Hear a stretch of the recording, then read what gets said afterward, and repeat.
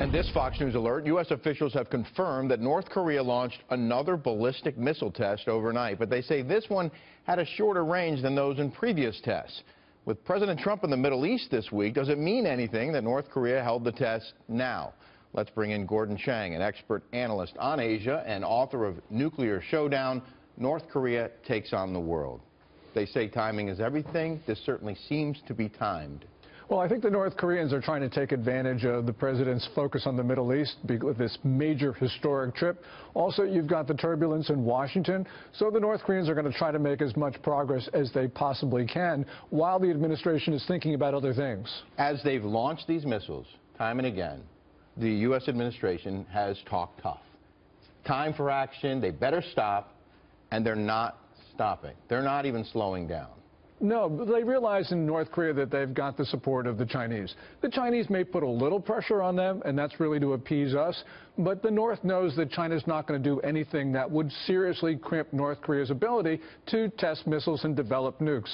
So this is a situation where I think the administration needs to pivot. They need to understand that China's not going to help, and then craft new solutions, because China's not part of the solution. But there was a lot of discussion at the UN, as you'll recall, a few weeks ago, about China actually making overtures that they would help, that they would stop doing so much business with North Korea, and they would put economic pressure on Pyongyang to cut it out. Well, there's been a little bit of economic pressure. So, for instance, on February 18th, the Chinese said they weren't going to buy any more North Korean coal for the rest of the year in order to comply with UN sanctions. But we know that the Chinese, in fact, bought coal from the North Koreans in February after the announcement, also in April and in March, and the Chinese are buying all sorts of minerals that are prohibited by the UN from North Korea exporting.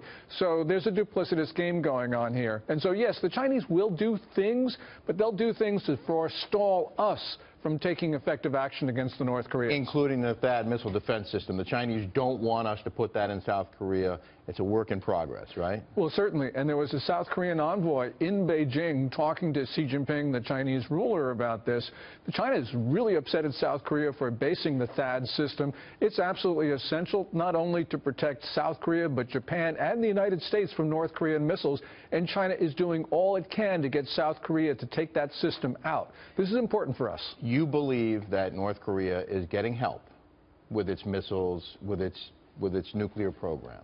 They're not doing this on their own. No, they're not doing it on their own. What we saw today, the missile that was fired, looks like the one that was tested on February 12th and August 24th. That has a striking resemblance to China's JL-1 submarine-launched missile.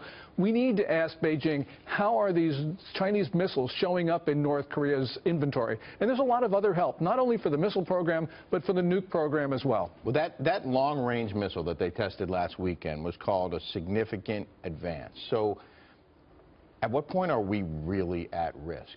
Are we at risk now? Well, we're at risk now because the North Koreans can take one of their crude atomic devices and they can smuggle it into the U.S. and they could pre-position it in a U.S. city. And, of course, they can also take their missiles. They've got nukes for their intermediate range missiles, and they can hit U.S. forces in Japan and, of course, in South Korea. And within 4 years or so, they'll be able to make a nuke to a long-range ballistic missile and hit the lower 48 states. So we're at risk now. It doesn't feel like it's going to end well.